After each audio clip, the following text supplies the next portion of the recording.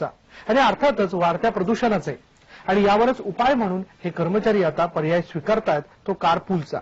परदेशात लोकप्रिय असणारी ही संकल्पना आता भारतातही लोकप्रिय व्हायला सुरुवात झाली आहे।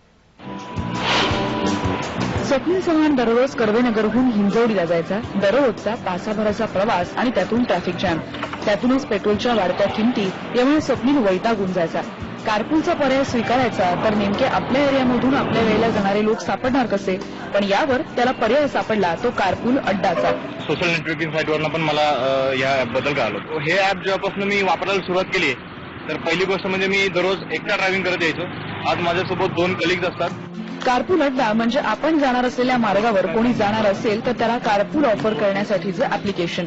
थोडक्यात म्हणजे जर 4 जण एकाच मार्गावर प्रवास करणारे असतील तर त्यांनी एकाच गाडीतून प्रवास करायचा आणि ज्या माणसाची गाडी असेल त्याला लागणाऱ्या इंधनाची किंमत वाटून घ्यायची।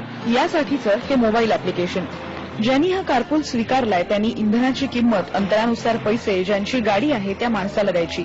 याची किंमतही या ऍप्लिकेशनवरूनच कारपूलमधल्या सगळ्यांना कळते। महत्वाचं म्हणजे कारपूलमध्ये किती माणसांना न्यायचं, एखाद्या माणसाला आपल्या गाडीत घ्यायचं का नाही हे ठरवण्याचा अधिकार देखील ड्रायव्हरला आहे। बेस्ड ऑन द डिस्टन्स आपलं ऍप्लिकेशन जे आहे ते गुगल मॅप शी इंटिग्रेटेड असल्यामुळे डिस्टन्स हे कॅल्क्युलेट होतं आणि based on number of participants in that carpool त्याची कॉस्ट जी आहे, फ्युएल कॉस्ट जी आहे ती डिवाइड होते। आता फ्युएलचे चार्जेस पण वाढत चाललेत, तर कॉस्ट वाचवण्यासाठी आपल्याला काहीतरी सोल्युशन बघायला पाहिजे। तर आपण कारपूल अड्ड्याने आपण कॉस्ट कटिंग करू शकतो। गेल्या आठवडाभरात ऍप्लिकेशन सुरू झाल्यापासून जवळपास 300 जणांनी त्याचा वापर केलाय।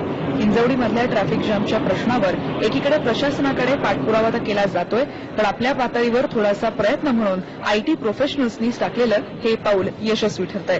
व्हिडिओ जर्नलिस्ट सचिन हंसाटेसह प्राची कुलकर्णी,